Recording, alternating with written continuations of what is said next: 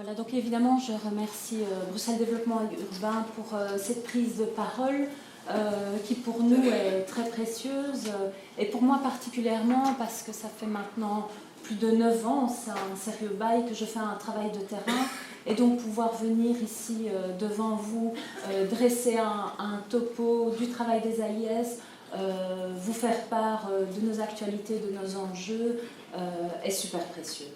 Donc je vais vous faire la petite présentation et ensuite, pour être plus efficace, plus vive et plus fraîche, on vous répondra à deux lors des questions-réponses, Isabelle Jeunesse et moi-même.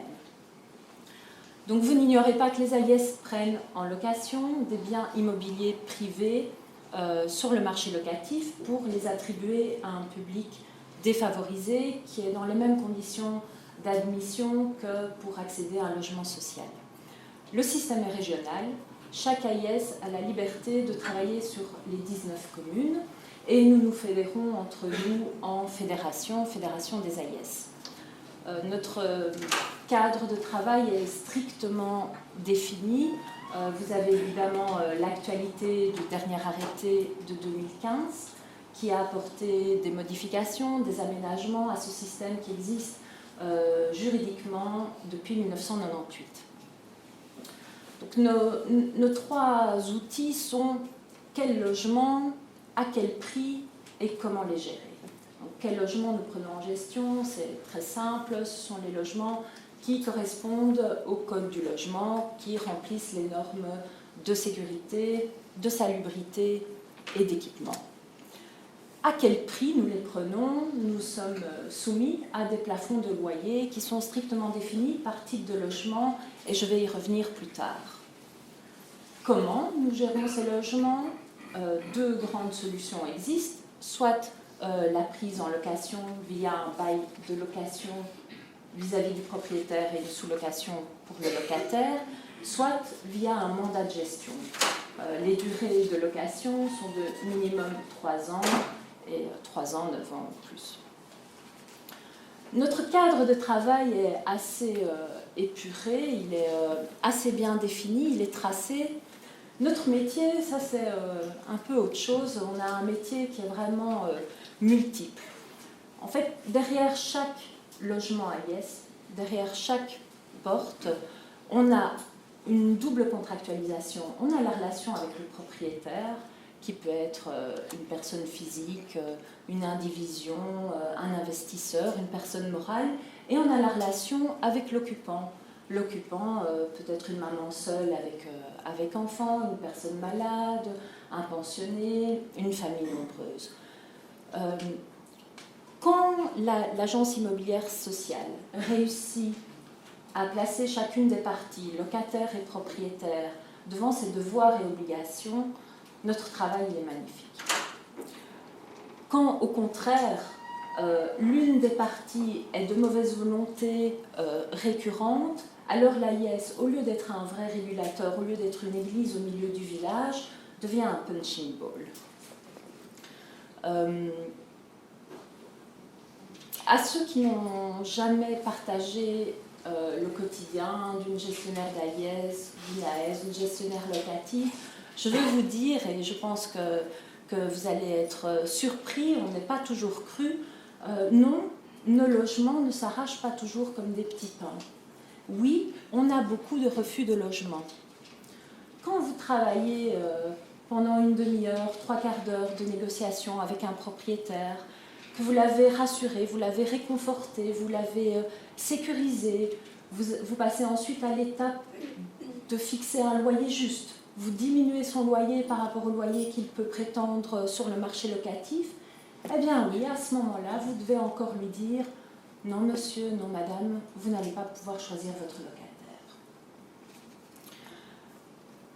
Donc parallèlement à tous ces hommes et toutes ces femmes, toutes ces familles que nous gérons, nous devons aussi jongler avec les normes, avec les règlements qui sont bien intentionnés, qui sont faits dans l'esprit du développement du secteur, mais qui parfois ne sont pas pertinents pour partie. Donc je vais vous survoler, mais ça va aller très vite, la création des AIS il y a plus ou moins 20 ans, et je vais faire un petit arrêt sur Images aujourd'hui. Un peu d'histoire, ça participe toujours à une bonne compréhension. Donc création du cadre légal en 1998. Très rapidement, on constate en 2000 qu'il y a 11 agences immobilières sociales reconnues et agréées, qui gère environ 500 logements, pour 15 ans plus tard, fin 2015, donc tout récemment, au moment de la publication du nouvel arrêté, 23 agences immobilières sociales qui gèrent plus de 4000 logements. Si on constate que la progression, la croissance des logements au sein du secteur ne fait pas de difficulté, ces chiffres sont interpellants en termes de progression du secteur sur le segment des grands logements. Alors évidemment, on sait tous que le marché bruxellois est morcelé à l'extrême, que les grands logements sont éventuellement occupés par une frange de population plus vieillissante, qui sont éventuellement sous-occupés. Les grands logements sont aussi des logements qui passent très facilement dans l'escarcelle de la colocation. Comment les loyers AIS ont été fixés et comment ils ont évolué depuis le début en 1998 jusqu'à ce jour?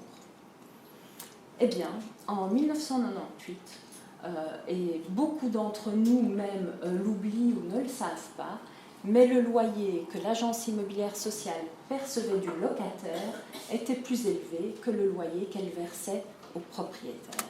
Comment est-ce que les choses étaient calculées?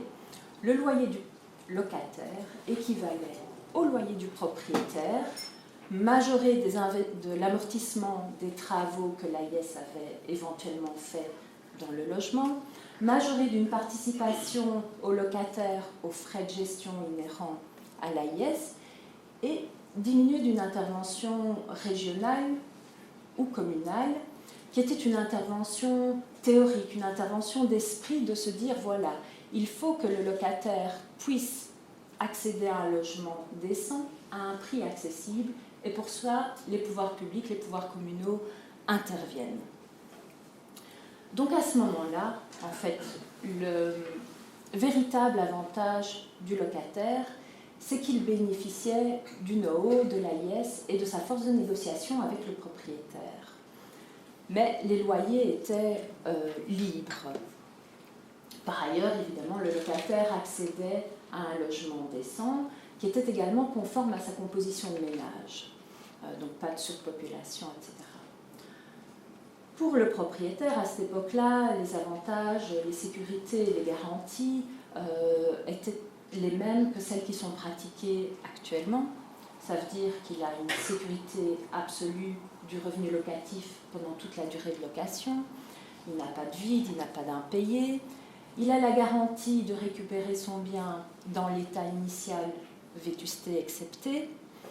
Et il a un interlocuteur fiable en face de lui, donc il ne risque pas d'avoir un départ à la cloche de bois, une catastrophe de ce genre-là. En 2002, bouleversement, les choses s'inversent et le loyer que le propriétaire perçoit est fixé supérieur au loyer que le locataire paye pour occuper ce bien. On définit par arrêté, on définit différents types de logements, différents loyers selon que ce soit un studio, un appartement, une chambre, 2 chambres, 3 chambres, 4 chambres, 5 chambres ou une maison unifamiliale de 4 chambres et plus. Ces loyers peuvent toujours être majorés de frais de gestion, toutes les AIS ne le pratiquent pas. Et à ce moment-là, certaines AIS qui ont déjà un sérieux background, une existence qui même précède le cadre légal, qu'est-ce qu'elles font? Elles font un certain statu quo. C'est-à-dire que toutes les AIS n'augmentent pas nécessairement de manière significative les loyers proposés aux propriétaires. Le marché se tend, les choses évoluent, il devient difficile, de plus en plus difficile pour les AIS d'obtenir des logements. Et en 2008, gros coup de pouce au secteur, nos plafonds de loyer sont valorisés à la hausse. C'est-à-dire que tout type de logement, l'AIS a la possibilité de négocier financièrement des montants plus élevés avec le propriétaire, mais en plus et surtout, les grands logements sont valorisés. Ça veut dire que tout ce qui était appartement 4 chambres, maison 4 chambres, appartement 5 chambres, maison 5 chambres et plus, voient leur loyer proportionnellement augmenter plus que les autres types de logements. En plus, des communes comme Uccle, comme Evere, qui ont un bâti de petites maisons ouvrières qui jusqu'à présent échappaient à la prise en gestion des AIS, parce que vous ne pouvez pas venir négocier avec un propriétaire d'une maison 2 chambres le même loyer que pour un appartement 2 chambres. Donc ces petites maisons unifamiliales nous passaient sous le nez. Ces catégories sont fixées, sont plafonnées, apparaissent de manière détaillée. Donc vraiment, 2008, on essaye de booster le secteur qui se développait, mais qui est soutenu. Comment nos logements ont progressé? Le tableau que vous voyez ici doit être pris quand même avec des pincettes. Donc ce sont des chiffres que nous disposons, nous, au sein de la Fédération des AIS. Il faut savoir que la Fédération des AIS, dans tout son parcours, à chaque étape, n'a pas toujours eu l'ensemble du secteur qui était membre de la Fédération. Aujourd'hui, c'est le cas. Nos chiffres actuels sont bien plus affinés, développés que ceux-là. Mais ils sont quand même sérieusement indicatifs. Vous voyez clairement que le nombre de logements gérés par les AIS est en croissance. On voit même sur cette courbe l'effet de la revalorisation de la grille des loyers en 2008. Donc le secteur n'a pas de problème de progression. Par contre, pour les grands logements, on voit que la progression n'est pas la même, elle n'est pas aussi forte et on ne parvient pas à maintenir le même taux de grands logements dans notre parc. On pourrait se poser la question de savoir quels incitants ou quelle aide les AIS auraient besoin pour pouvoir toucher ce type de logement. Peut-être aussi que c'est impossible vu la topologie bruxelloise. De manière un peu plus détaillée mais plus récente, vous voyez donc que les studios, donc rouges, les appartements une chambre, la ligne verte et les 2 chambres, ont un taux de croissance rapide et élevé. Les appartements 3 chambres et les maisons 3 chambres aussi augmentent de manière significative. Dès qu'on passe aux 4 chambres, la tendance se ralentit. Donc, M. Nice posait la question de savoir si aujourd'hui les AIS ont dépassé le seuil des 4100 logements. Et oui, clairement, aujourd'hui, nous sommes au-dessus de cette barre. Alors, où sont nos logements? Nos logements sont répartis de manière assez disparate sur le territoire régional bruxellois. Quelles sont les communes avec le plus grand nombre de logements AIS? Donc je ne parle pas de la plus forte pénétration, pas du plus gros pourcentage, mais je parle vraiment en valeur absolue. Quelles sont les communes avec le plus grand nombre de logements? Alors la commune de Bruxelles-Ville, évidemment, elle est particulière parce qu'elle est très, très disparate, mais elle représente notre plus grande commune, suivie de près par Schaerbeek et Molenbeek. Ensuite, vous avez Anderlecht, Saint-Gilles et Forêt. Quelles sont maintenant les communes où nous avons le moins de logements? Les communes où les AIS ont le moins de biens en gestion sont les communes de Ganshoren, de Kuckelberg, d'Oderghem et de Woluwe-Saint-Lambert. Et donc le graphique à droite vous indique clairement les proportions de logements. 82% du parc des agences immobilières sociales sont constitués de studios, d'appartements une chambre et d'appartements deux chambres. 10% de notre parc sont des 3 chambres, appartements ou maisons, et le solde se partage en grands logements.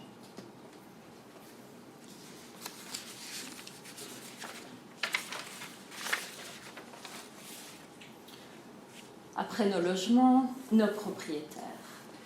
Donc, historiquement, aussi dans l'aura ou dans l'idée générale, les agences immobilières sociales s'adressent aux propriétaires, bon père de famille, qui a éventuellement habité lui-même un appartement, qu'il quitte parce que sa famille s'agrandit, sa situation s'améliore, et qui, plutôt que de vendre, se dit « Tiens, je mettrais bien ce bien en gestion ». Donc il est évident que les personnes physiques constituent nos principaux interlocuteurs en termes de propriété. Nous travaillons également avec des ASBL, avec des personnes morales. Et au niveau des propriétaires, je pense qu'on peut dire que ces dernières années, on a vu l'émergence d'un nouveau type de propriétaires qui sont des espèces de jeunes loups de l'immobilier, qui ont bien compris l'intérêt d'avoir un loyer garanti, d'avoir un revenu entièrement sécurisé, et qui viennent nous voir même préalablement à l'acquisition du bien. Donc ils viennent voir l'AIS en disant voilà, cet immeuble-là, 4 appartements, une chambre, qu'est-ce que vous pensez, quel loyer, quels travaux sont strictement indispensables, est-ce que le projet tient financièrement la route? Voilà, moi je suis active depuis 10 ans dans le domaine, c'est quelque chose de nouveau. Au début, dans mon parcours, je ne rencontrais pas ce type de réflexion, ce type d'investissement, ce type de démarche. Alors bien évidemment, les AIS ne sont pas là pour gérer les biens publics. D'ailleurs, nous sommes strictement plafonnés dans ce cadre-là. Mais vous voyez que nous avons aussi des biens en gestion du CPS, des communes, des CISP de manière tout à fait symbolique. Certaines communes ont évidemment des partenariats plus importants, certaines AIS, pardon, ont des partenariats plus importants avec la commune et ont plus de biens communaux en gestion. Voilà, ça c'est un peu pour le parcours, comment nos loyers ont été fixés, comment ils ont évolué, comment la tendance s'est fortement inversée en 2002.